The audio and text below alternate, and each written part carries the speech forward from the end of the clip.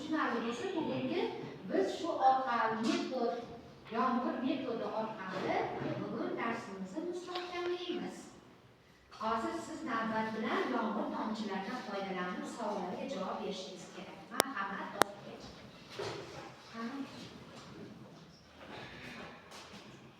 Havoning tarkibida qanday gazlar bor? Havoning tarkibida kislorod, karbon gidrid, azot va boshqa gazlar bor. Rahmat. Keyingi o'quvchimiz, havo soviganda va isiganda qanday holatda bo'ladi? Havo soviganda torayadi, isiganda kengayadi. Rahmat. Keyingi o'quvchimiz.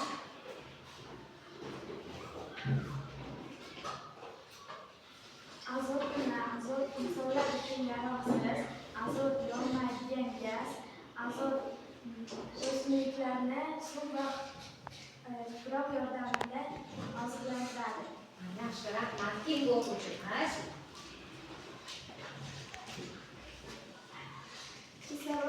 Kislorodsiz inson 10 minut ham yashay olmaydi. Kislorodsiz ovqat ham pishmaydi, uy ham isimaydi, Alloh ham yonmaydi. Rahmat. Keyingi o'quvchimiz.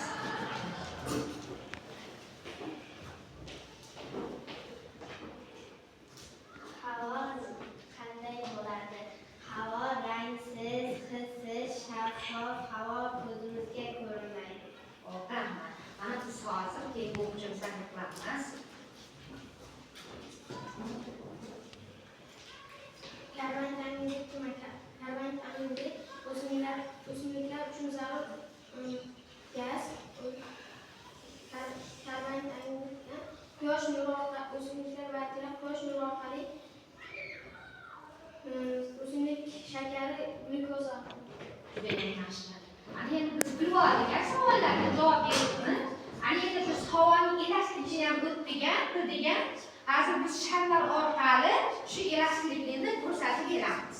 Ham chiqinglar.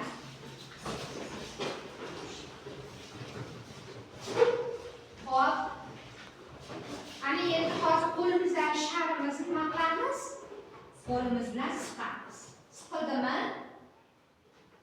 Sharimiz nimani shaklda emas, qanaqa shaklda o'zgartirdimi o'quvchilar? O'zgardi. Ana endi qo'yib oling. Qanday holatga keldi? O'z holatiga. Demak, nima uchun o'z holatiga qaytdi bu? Chunki havo bo'shliqni to'ldiradi.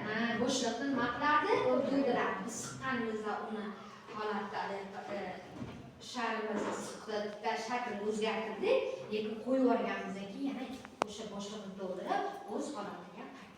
Rahmat o'quvchilar.